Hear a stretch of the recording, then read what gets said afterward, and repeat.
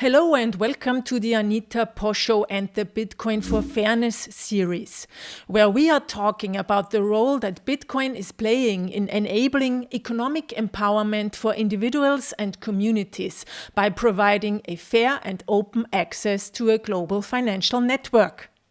My guest today is Gabriel Kurman, co-founder of the Rootstock protocol RSK, which is a merge-mined Bitcoin sidechain enabling smart contracts.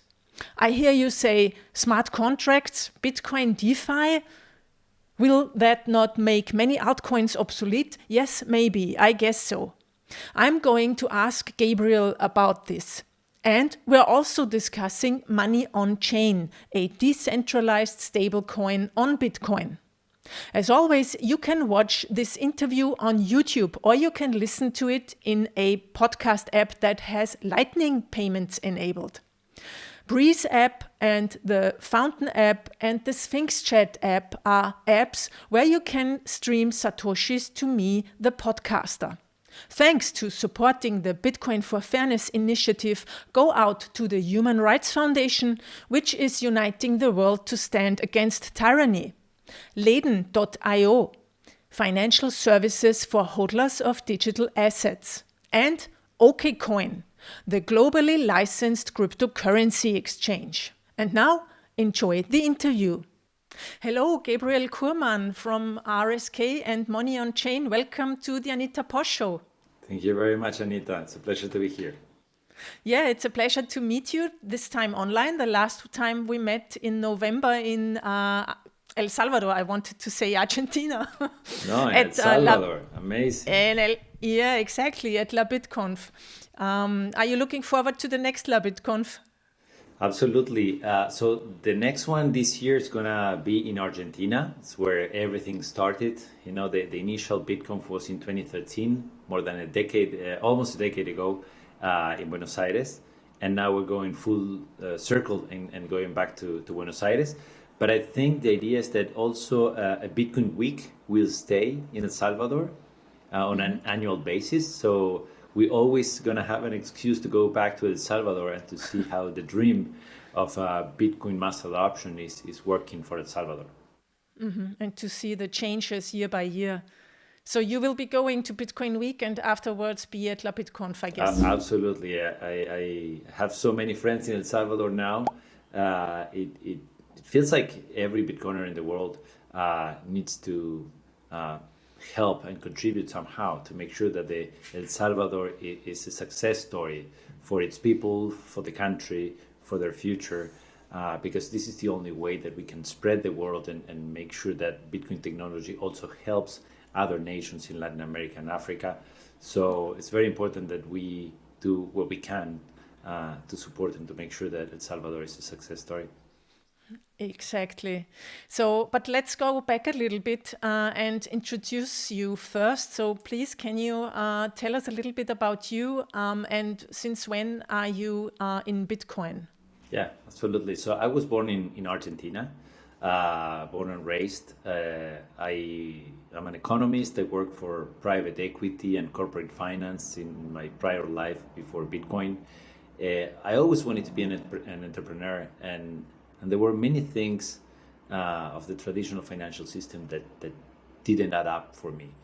Seeing my friends and family losing their life savings in Argentina every decade, having permanent instability with hyperinflations and bank runs and capital controls, there was something that was not working for us. And when I had the chance in 2013 to go to LaBitconf and to listen to amazing speakers and Bitcoiners that were kindly coming to Buenos Aires to spread the world and to share with us the technology, their views of the world and how having an immutable, decentralized money could really change everything that was wrong in the financial system. I think I learned more about economics in that LaBitconf than I did in the whole years of university that I went through.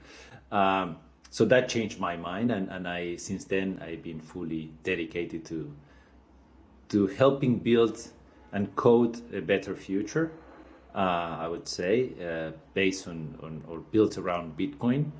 So I dedicated a big part of my time to education, just in the same way that I learned about this, just doing as much as I could to make sure that especially people in need were the ones understanding Bitcoin before the big banks and the big central banks and governments would take over this technology and this asset. I also co-founded Koi Banks first, and then RSK, or Rootstock, which is a smart contract platform built on top of Bitcoin. And I also participated in several non-for-profit projects such as LaBitconf. I've been helping the team grow and go around Latin America for all these years. La Bitcoineta, which is this amazing educational project. It's a Bitcoin minivan that travels to small towns, explaining Bitcoin to people that cannot go to LaBitconf or to large cities, with the message that this is a technology available for everyone. And I was fun in El Salvador. I'm sure you've seen it. We gave as a present a second Bitcoineta to the Bitcoin Beach team. So it's a Bitcoineta Beach edition that now is traveling around the small towns in El Salvador. It's permanently based in El Zonte, so if you're traveling to El Salvador, go and visit. And also I'm part of a Blockchain for Humanity, which is another non-for-profit that identifies projects that are using blockchain technology for use cases that are positive for the world, just trying to give them visibility and prove that this is a technology that should be used and could be used for amazing positive use cases. So wow, so basically that's your 10th year now in the Bitcoin and blockchain space, and I guess you've seen a lot. How did Rootstock come about? I mean, when did it start? Who had the idea, and why was it important, or why is it important? Yes, so in 2014, Diego Gutierrez, my longtime partner, and myself went to Silicon Valley, and we had the luxury, I would say, to meet Nick Szabo through a friend in common, Sean, and he expressed at the time the Ethereum white paper was already available, and he and Dieguito were very frustrated that Ethereum was being built on top of a different infrastructure and completely disconnected to Bitcoin. And we were all Bitcoiners, and we understood the network effect and the security and the power of Bitcoin and its scarcity and its infrastructure. But we also understood that in order to build a decentralized, complex financial systems and services that could serve billions of users, Bitcoin as a base layer was not enough. You want scale, it was not programmable. And really smart contracts were really much needed to fulfill this dream of financial inclusion and having a financial system that gives equal opportunities to all and is available to the 7 billion people in this planet. So it was actually Nick, the one who encouraged us to get together with Sergio Lerner and his team to build Ethereum on Bitcoin. And I think that push gave us the energy that we needed. We talked with Sergio. He was security auditor of the Bitcoin Foundation in the US first, and then he was also auditor of the Ethereum code before its launch. So he knew Bitcoin and Ethereum inside out. He identified a lot of problems that Ethereum will face over time, such as scalability and several security issues that some of them were fixed. And that's how Rootstock came to be. It was this idea that at the time, with the merge mining technology, with the Ethereum virtual machine, and with the idea that the blockchain team had presented about Bitcoin sidechains, basically using Bitcoin as native currency for a secondary blockchain, we just put together these three ideas or technologies with the right economic incentives, which I think is a great part of Rootstock. So we built Rootstock in a way that if Rootstock is successful, every single stakeholder in the ecosystem will benefit. So Bitcoiners will benefit because by using Bitcoin as native currency, if Rootstock is very successful, that implies thousands of Bitcoins locking the peg. So this is a higher demand for Bitcoin and higher price. So it is fully aligned with the economic incentives of Bitcoiners. But also the consensus mechanism on Rootstock is through merge mining, which means there are the same Bitcoin miners, the one that secure the second layer. And as of today, we have 50% total Bitcoin hash rate merge mining RSK. So 1 every 2 miners in the world through the mining pools is already merge mining RSK, which gives an incredible amount of security for smart contract execution at extremely low cost, because we are riding on top of Bitcoin infrastructure. And this makes Bitcoin mining more profitable, hence more secure. So it helps Bitcoin layer 1.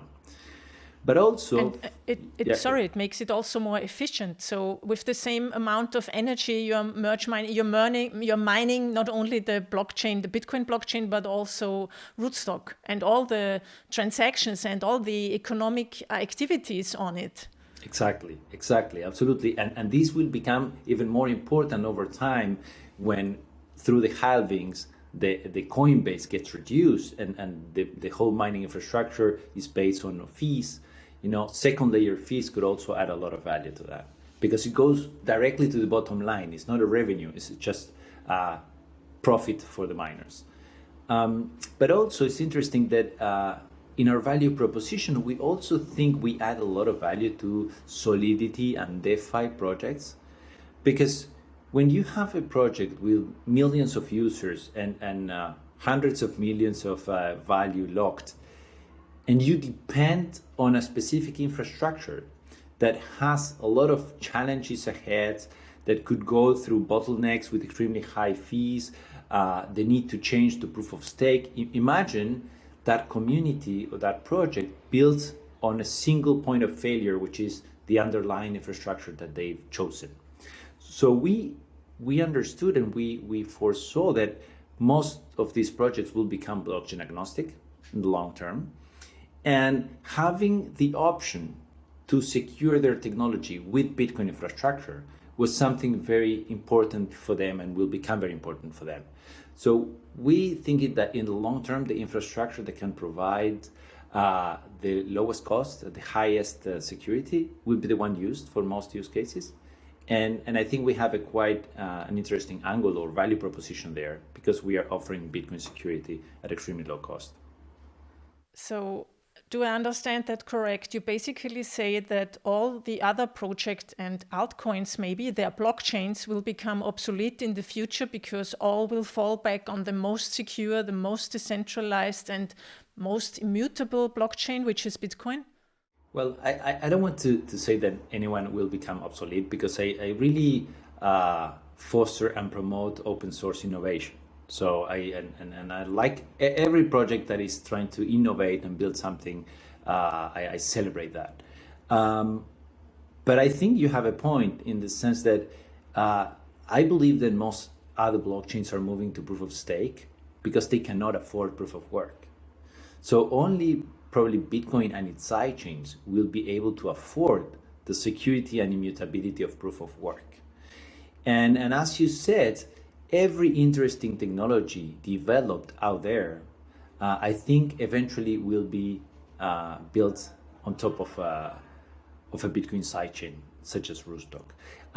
Ideally, we would love to be the same team. So if someone develops something interesting, just get the Uniswap team or any project, just make it also available for Bitcoiners on RSK. So hopefully it's not that the projects will become obsolete, but definitely the tokens of those projects, will be challenged in the long term, because those technologies that are open source can be easily ported into a Bitcoin sidechain and free ride on that amazing security and being connected with the most valuable and scarce asset of the history of humanity. So it's going to be interesting.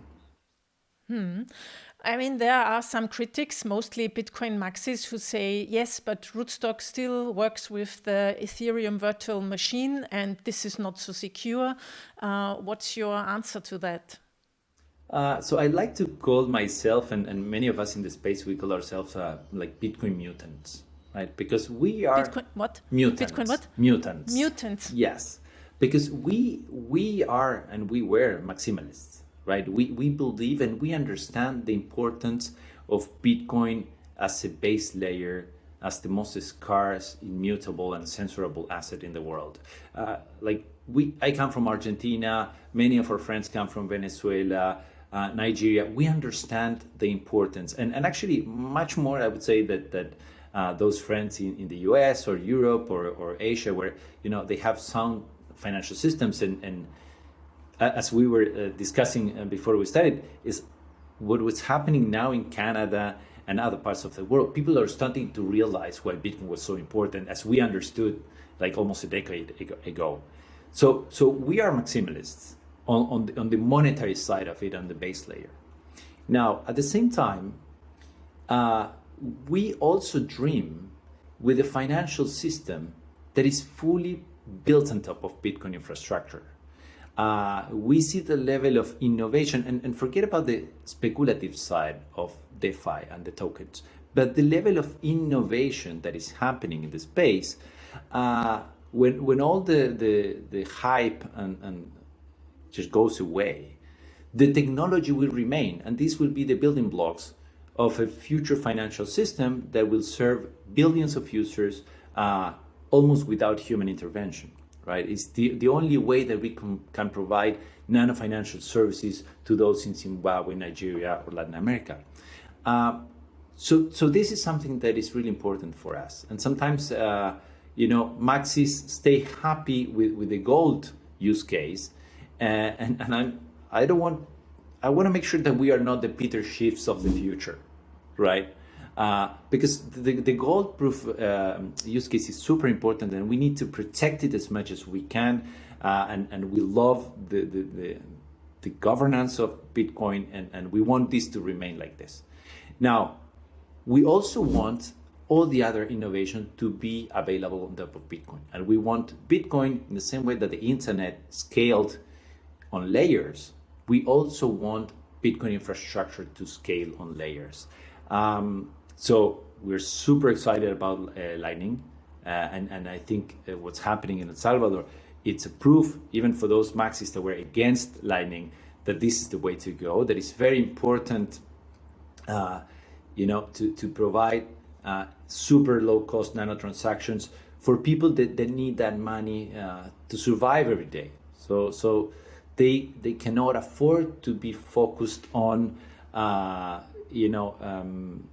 just more decentralization or more anti-fragility. This is a luxury that you can think of when you have enough funds to pay for the fees, or when you have the time to learn about how to self-custody your funds. And this is something that we should make super easy in the future, and keep on educating, as you always do, to make sure that more people understand the importance of self-custodial wallets and so on. But it comes after the fact that people can use it and learn about it. And the same thing with smart contracts and solidity, functionality, and DeFi. We want to make sure that all that innovation and technology is built on top of Bitcoin, that it uses a native integration, that uses Bitcoin as native currency, that is available to Bitcoiners in El Salvador, so they can generate a passive income on those sats that they receive, or even those dollars in stablecoins. We're going to talk about stablecoins, but even the dream of having a decentralized stablecoin that can be built with Bitcoin as collateral is something that is fully aligned with the values and economic incentives of Bitcoiners. So this is something that we want to happen on the Bitcoin technological stack, not only on Solana or Ethereum or other blockchain. So it's a combination. It's feeling really maximalist on the base layer, but also willing to promote innovation, of course, with the trade-off in security. When you store your gold as a nation, you use a vault and you move it on armored trucks. But when you buy online and when you pay the tab in a pub, you use other fiat technologies that are less secure but are more affordable and convenient. And we can replicate the same trade-offs on the Bitcoin stack. And I think the combination, it's something much more powerful and valuable for humanity than just another improved version of gold. And now a short word from our sponsors, and then on to the second half of the interview. Living on crypto is easier than you think with Bitrefill. Choose from over 4,000 gift cards and mobile top-up options from around the world. I used Bitrefill to top up my phone when I was visiting Zimbabwe. It was easy, worked like a charm, and I even earned sats back. Pay with Bitcoin, Lightning, Ethereum, Dash, Tether over Tron, and many more options. No account is necessary. Join the thousands of users around the world who are living on crypto today using Bitrefill. Join now at bitrefill.com and start earning sats back with each purchase. That's bitrefill.com. Learn Bitcoin will teach you the why and how to use Bitcoin. Anita's work makes Bitcoin approachable, understandable, and compelling to those who are new to Bitcoin. Andreas M. Antonopoulos, author Mastering Bitcoin and the Internet of Money. Order your copy now at learnbitcoin.link. That's learnbitcoin.link. Okay, now please let's talk a little bit about the use cases of stablecoins. I guess there are a lot. I'm not so much into stablecoins, but that's actually one of the points I want to focus on this year. Also, when I'm traveling to Zimbabwe and Zambia and all those other countries in this year, I want to learn more about why and how people use stablecoins and how many of those. Can we talk a little bit in general about stablecoins and their use cases, please? Yes, absolutely. And this is an interesting topic because, first of all, we know that they are not stable. They should not be called stablecoin. They are permanent devaluating assets because they are just following the price of, in general, the US dollar, which is debasing around 25-50% per annum. I mean, the official one is 7.5 so far, but we know that they are not stable. And probably most Bitcoiners don't use them at all, only for hedging on trading, for those who do trading. But the story is completely different when you go to El Salvador, when you go to Latin America, when you go to Venezuela. And I think this is something important for the most maxi ones on the spectrum to understand, that the transition between the fiat standard and the Bitcoin standard is not easy, and it's something that we should also take care of. How to welcome these new users, but in a way that doesn't make their lives more difficult. So I shared a panel with Mahlaton and Max Kaiser in LaBitconf about stablecoins. And of course, they had and CBDCs, and they have so many warnings and criticism about CBDCs, which I share completely. But it was interesting to see how the dollar on the Chivo wallet, which is in essence a CBDC in the case of El Salvador, was extremely important in order to allow the adoption of 4 million people in 6 months. They are used to have their lives measured in dollars. And what the government did was offer them an option to keep on doing that at zero cost, but being one click away from moving to Bitcoin. So I see it as a transitioning strategy, and one that is extremely important. If you are a Venezuelan living in the diaspora that need to send $50 to your families every week for them to have food and shelter, you cannot send that to them in Bitcoin. Is the volatility of Bitcoin on a weekly basis is just something that they cannot afford.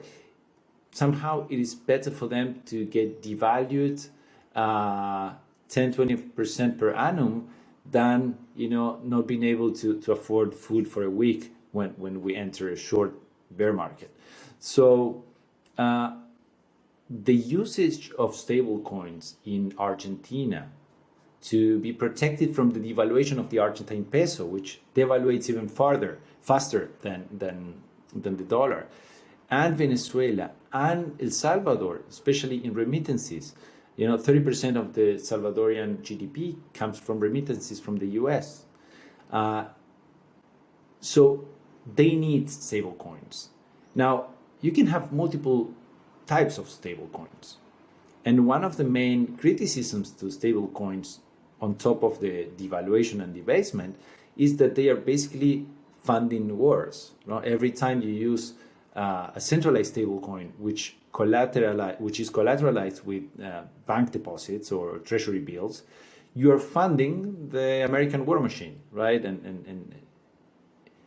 And what's interesting is that when you use decentralized stablecoins, they are built around a smart contract, which have cryptos collateral, for instance, MakerDAO.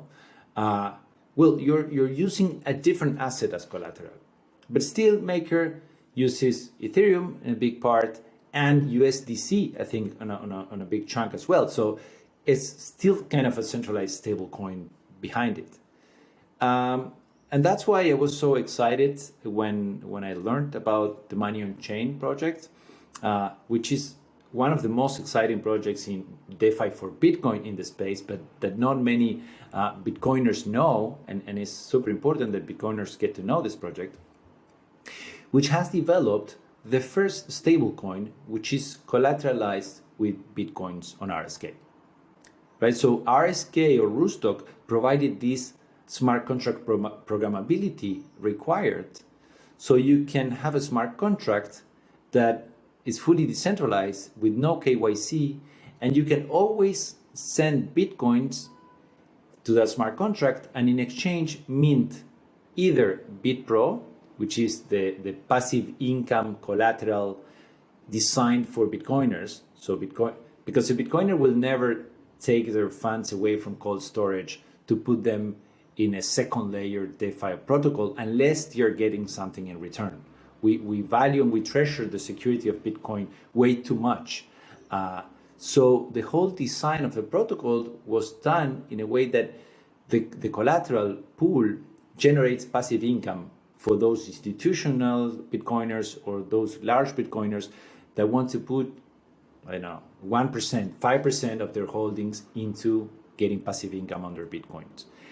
And by doing so, they provide the collateral, the over collateral, and enable the issuance of the stablecoin, which is the dollar on chain. Right? So you need to have like 4 or 5 times more collateral in the smart contract to be able to issue 1/5 of tokens which are stable. And what's interesting about this, not only that it's fully decentralized and it doesn't require KYC, but also is designed to be fully aligned with the economic incentives of Bitcoiners. So if Money on Chain and the dollar on chain take 50% of the centralized stablecoins market share, that will imply billions of Bitcoins or billions of dollars in Bitcoins locked in the smart contract, taken away from the market. So it's a lower supply and a higher Bitcoin price, that every Bitcoiner should never consider using a centralized stablecoin funding the war machine when they could use a stablecoin that is more uncensorable, more decentralized, doesn't require KYC, and it's built with Bitcoins in the backbone. And having this as an example, we can dream on a future where we can replicate any commodity, any asset synthetically with Bitcoin as collateral. So we could create a gold, a silver, a soybean, an oil. As long as the inflation rate is higher on the other asset than Bitcoin, as it is for every single asset apart from Bitcoin, I think it's two more years for Bitcoin, Bitcoin to be more scarce than gold. based on the stock to flow ratio, we could have a financial system where we use Bitcoin as collateral and we can replicate synthetically every asset in the world. So this is a very exciting project that I think every Bitcoiner, and I invite all your viewers to check it out. It's a very interesting project called Money on Chain. Mm-hmm. So that's basically what also Max Kaiser is always saying. Bitcoin software or the possibilities will eat all markets in a way, all financial markets, because you can replicate everything and it's much securer, it's more portable, you can beam it basically from one end to the other of the globe and things like that. So please explain again to me. So dollar on chain is the name of the stablecoin. And if I want to have it, to use it, to send it to Africa or somewhere, I first have to stake Bitcoin, or I have to back Bitcoin on your platform and over collateralize the amount I want to have 5 times. So and then, yeah. Yes. It's worth explaining this better. So the smart contracts enable the issuance of the tokens, right? And there are different tokens. The BitPro is the one that Bitcoiners looking for a passive income receive, and the dollar on chain is the one that users of a stablecoin are looking for, right? So if you want to interact directly with the smart contracts, you need to do what you said. So you mint and unmint the tokens with Bitcoins. So let's say you send a Bitcoin and you need one equivalent in dollar on chain, and you receive, the smart contract gives you back, 37,000 docs or dollars on chain. If you're a Bitcoiner and you want to receive a passive income on, let's say, 5% of your holdings, you send those to the smart contract and you mint BitPro, which as of today, I think is 25% above a Bitcoin price, because this is the cumulative passive income that it had over the 2.5 years since the platform was launched. So this is the passive income that institutional investors are looking for, and they can receive by providing the collateral. Like most of the fees from the platform, and there is a free leverage from the platform and some interest that other tokens are paying. All those revenue streams goes to BitPro, because they knew that they need to provide passive income to Bitcoiners in order to receive their Bitcoins. And what's interesting from a Bitcoiner standpoint is that regardless the percentage of holdings that you put in BitPro, let's say it's 1% of your holdings, by doing so, you are proving the concept that DeFi will be built on top of Bitcoin and that stablecoins will be built on top of Bitcoin. So that adds value to your 99% of Bitcoins that you keep on cold storage. You know, it's very difficult to build technology on top of Bitcoin because you need support from the Bitcoin community in order to make it happen. In other blockchains, there's a lot of culture pro speculation, and like everyone supports every project regardless of their security, or like, you know, they're crazy about new stuff and new innovation with a lot of speculative drive into it. On the Bitcoin ecosystem, it's completely different. We don't trust, we verify. We want projects such as RSK or Rootstock to be live for 4 years with no downtime and 50% merge mining before we might consider using it. The same thing with Lightning. You know, it took a very long time for people to say, okay, I will try this. And the same thing with Money on Chain. It's been up and running for 2.5 years, like amazing passive income performance, no downtime. And now large Bitcoiners are starting to take it seriously and say, okay, I want to support this. Not because only I want to have a passive income on my Bitcoins, but because also I want the whole DeFi value to come on top of Bitcoin as a technological stack. But you can also buy the tokens from a third party. So you can go to Sovereign, for instance, which is another amazing use case built on top of Rootstock, that makes it very easy to move from Bitcoin to any of the tokens on RSK. So you could buy on the sovereign swap Bitcoins to dollar on chain, or Bitcoins to BitPro, or any other token on the DeFi for Bitcoin space. So you can always do it against a smart contract. There are several wallets also who have the smart contracts directly integrated. So you have Copay wallet and Bixo and Defiant that immediately allow you to move your Bitcoins or smart Bitcoins to the stable coins and the money on chain protocol. But also you can go to a decentralized exchange or swap and get them directly without interacting with the smart contracts. Okay, and then I hold it in a non-custodial wallet on my phone, maybe. And yes, which one? Which one? So you can use it with Nifty and MetaMask. You can connect them to your Ledger or Trezor using the web browser extension, or you can use it on a self-custodial wallet as Defiant, Bixo, and Copay wallet, as we said. Okay. There's another one called Decent in Korea that has a hardware wallet attached to the mobile wallet. I think it's a Math wallet in China as well. So if you go to our website rsk.co/wallet, you will see all the wallets that are already natively integrated with the DeFi for Bitcoin ecosystem. Let's say I'm in Nigeria and somebody sends DOC to me. How can I make US dollars out of it, like cash, for instance?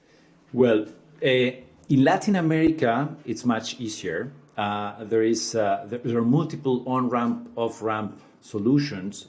There's one project that I'm very close to that is called Krypton Market, which is a decentralized e-commerce platform that has a very strong presence in El Salvador as well. And they are trying to decentralize e-commerce and decentralize payment railways, facilitating on-ramp, off-ramp.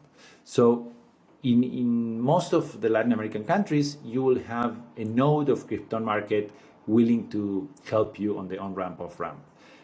In Africa, I think they are willing to expand, so they don't have operations. So if you have any contacts in those African countries, please let's put them in touch with the Krypton Market team. But the beauty about money on chain is that you can always go back to Bitcoin. So you need to be a bit more of a savvy user. But let's say you are a family in Nigeria and you receive remittances from your family somewhere in the world, and you receive $100 and you need to cash in dollar on chain, and you need to cash them out, and there is no on-ramp, off-ramp. I think Paxful is integrated with dollar on chain. So, and Paxful is very strong in Africa. So probably that's one way to do it. But also, like the last resource is that you go to the smart contracts, you transform those docs into Bitcoin, and then you go to your local peer-to-peer Bitcoin exchange and you just convert them for whatever the local currency is. Yeah, right. Okay. Yeah. And you also have a governance token. What can I do with that? Is this a must, or is it voluntarily to use it? Yes. So something interesting that I see on the RSK ecosystem is that this is an ecosystem that is built by Bitcoiners and for Bitcoiners. So they face the challenge of needing to decentralize the platforms because this kind of service need to be done in a fully decentralized way.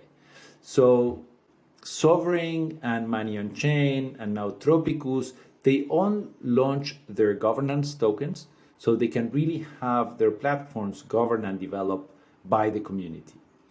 And of course, if these platforms are super successful, and as I'm sure they would be, the value of those governance tokens could be increased over time because they receive part of the fees of the platform because of the governance function that those tokens enable. But you won't ever see any marketing or hype or pump around these governance tokens because they're really focused on the decentralization of the governance and let value drive price. And over time, with real adoption, we will see how important these projects can become.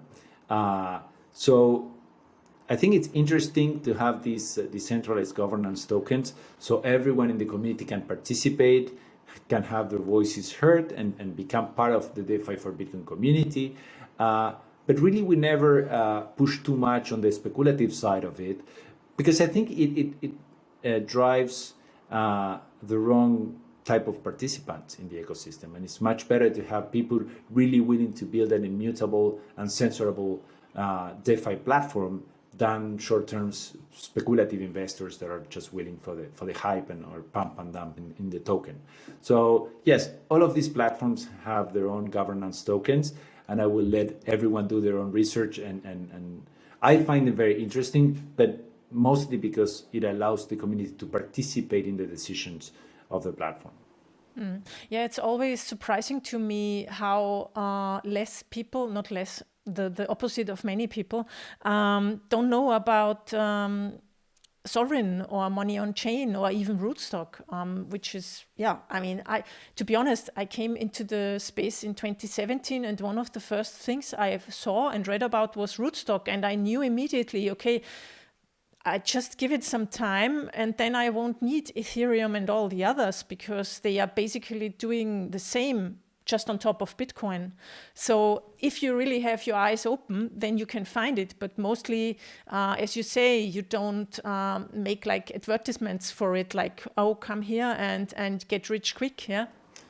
Yes, it's a very challenging to build on top of Bitcoin, because the culture of Bitcoin, as we said before, it's more about proving what you're building first and then communicating it. And in the other speculative communities are actually the ones participating in the pump and dump schemes that are very loud in the space and creating a lot of noise and marketing, because they want they're mostly interested in short-term financial gains and just dumping it into someone else.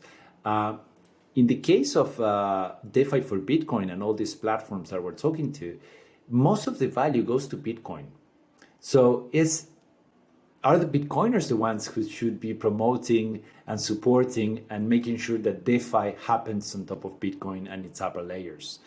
In the last couple of years, I think there is a very clear trend towards a more open-minded version of Bitcoiners, where in the early days, protecting the base layer and the gold use case, it was like a war, and we all fought that war. And I think we're getting closer to being in a very interesting position, because as we were seeing this week, like even between Ukraine and Russia, with all the issues going on, they both accepted Bitcoin as legal in their countries. So even enemies with opposite interest appreciate the value of Bitcoin in providing them free access to the rest of the world. So I think now we are in a place as a community of Bitcoiners that we need to keep on fighting for Bitcoin, and I'm sure there's going to be a lot of backlash and try to regulate it in countries where they do not welcome freedom. But at the same time, it's important that we also expand our vision and make sure that Bitcoin does not remain as a super expensive luxury for central banks and corporations and millionaires. We also need to bring the benefits of Bitcoin as a technology and Bitcoin as an asset to every single person in the world. This is what drives us as entrepreneurs, because we were born and raised in one of the poorest places in the world. So we understand that Bitcoin especially meant for those who were left behind the legacy system. And I'm very excited about what smart contracts and money on chain and sovereign and Tropicus could bring to places like Argentina, Venezuela, Zimbabwe, or El Salvador. And I really encourage the rest of the community and your viewers to get involved, because this won't happen unless Bitcoiners get involved. All other speculators and developers that have vested interest in other tokens will just fight to make a profit on their speculative token. Those of us building Bitcoin sidechains and technology on top of Bitcoin really need Bitcoiners to be our supporters and test it and communicate it and build on top of it. I mean, RSK and Rootstock just provides the infrastructure. Are the entrepreneurs, such as the Money on Chain community or the Sovereign community or the Krypton market or Tropicus communities, the ones that build the solutions that change the lives of billions. So it's a team effort, and we need as many Bitcoiners as we can to join us in this DeFi for Bitcoin revolution. Yeah, definitely. But there's one thing in the last month that I came about frequently, and I have the feeling nobody really has an opinion on it. And my technical knowledge is not deep enough that I can say, or I can have my own opinion about it, form my own opinion. And I'm always asking others, what do you think about stacks? There is this discussion. They market it as Bitcoin or DeFi on Bitcoin and DeFi, and they say they secured by Bitcoin and that they are a Bitcoin project. And then there are the others who say it's not true. And I also, from what I understand, I have the feeling they are not a sidechain in that case. They are not merge mining with Bitcoin. They are not really pegged like Liquid. But they have one or the other transaction that then connects to stacks. Do you know something more about? Can you please explain? Yes. So I don't like to talk bad about other projects. So I'll try to just describe it as very objectively. But before getting to stacks, I think there's something important for us to understand.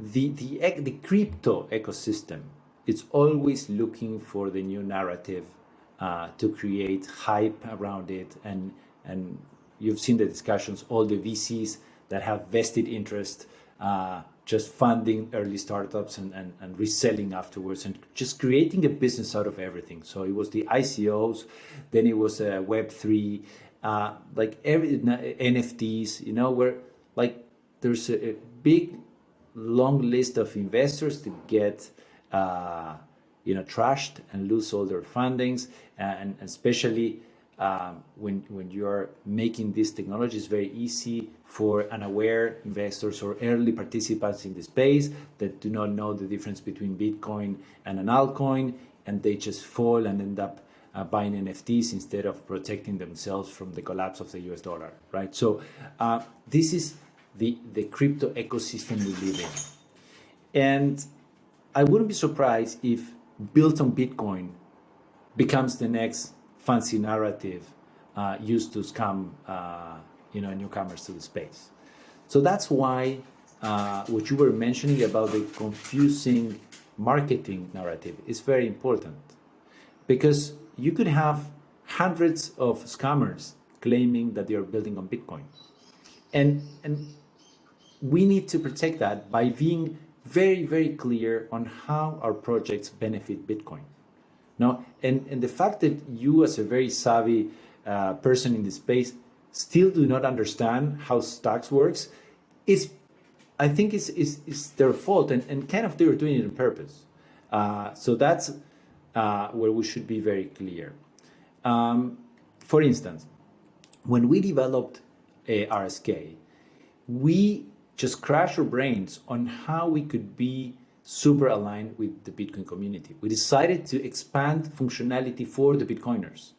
So 80% of the fees in the platform go to the Bitcoin miners. So the remaining 20% goes to the development of the platform. 100% of the Bitcoin native currency is in Bitcoin. So we decided to build our Rootstock as a sidechain.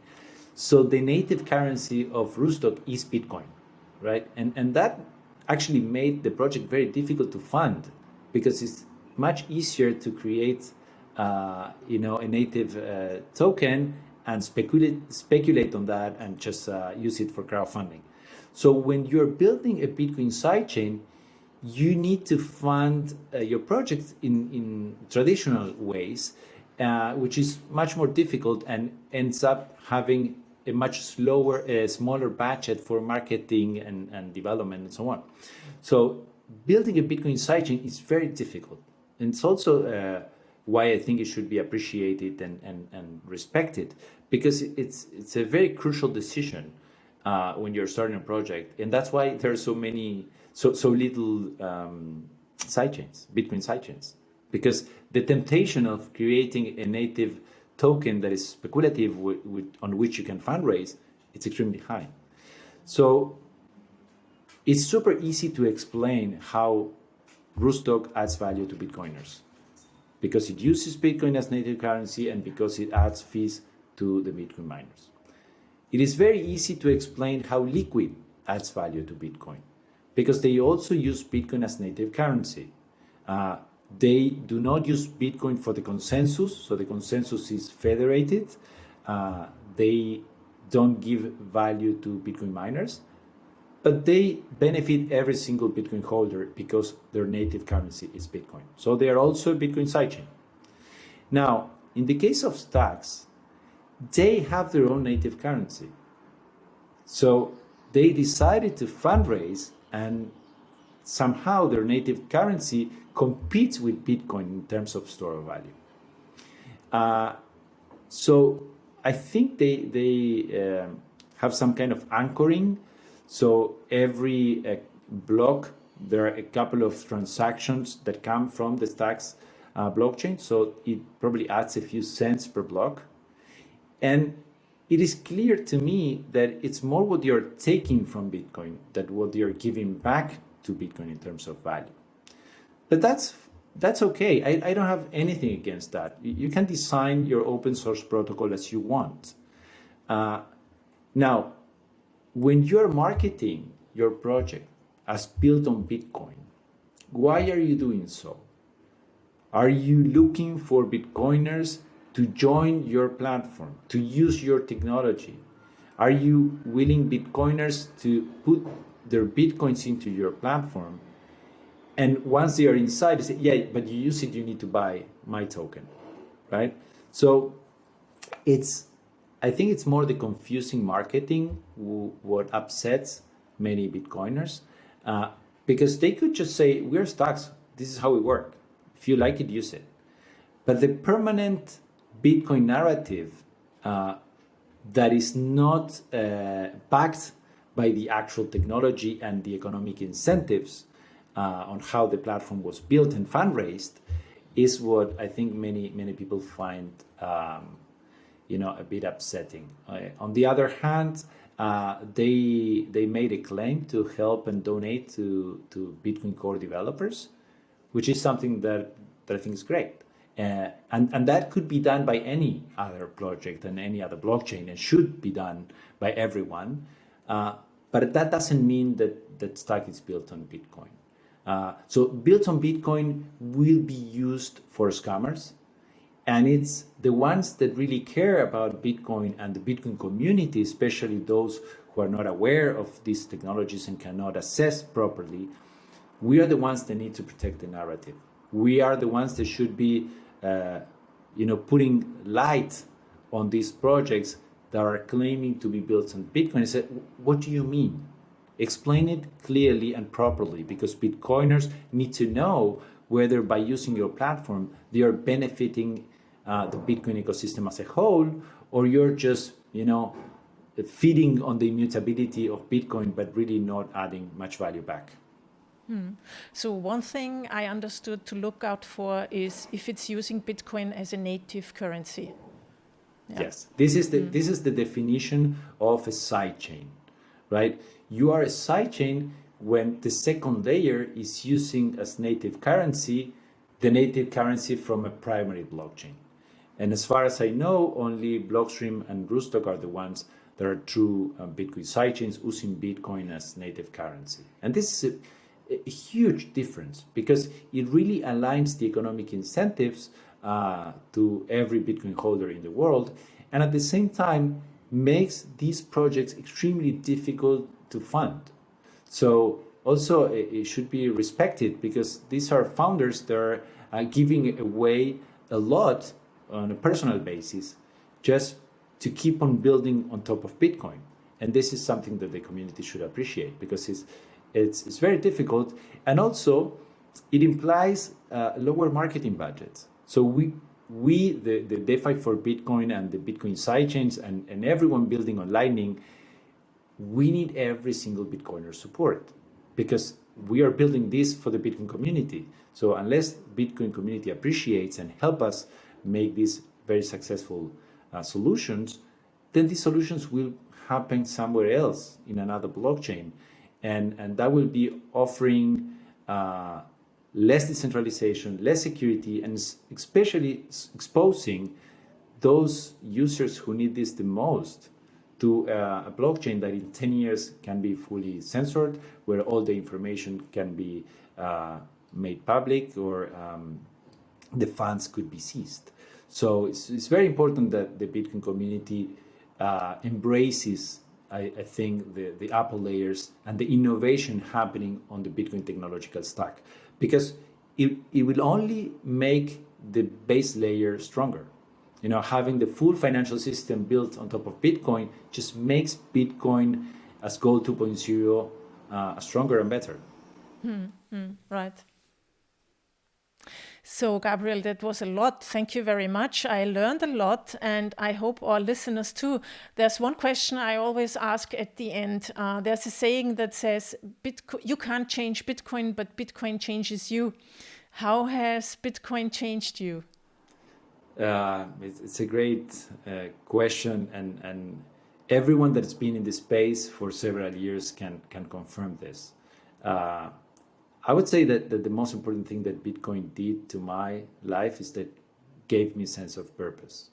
I told you before this, I was just working in corporations, doing private equity, buying companies, rebuilding them and selling them for larger amount of money. It was all money driven. It's what we see in the pharmaceutical industries now, selling us vaccines instead of taking care about our health, or what we see in the e-commerce, just selling us products without caring about what we consume, what we eat. Same thing with social networks, just trying to get the most time out of you to monetize it without caring what kind of society we are building. Since I've been involved in Bitcoin, I felt this great sense of responsibility and purpose.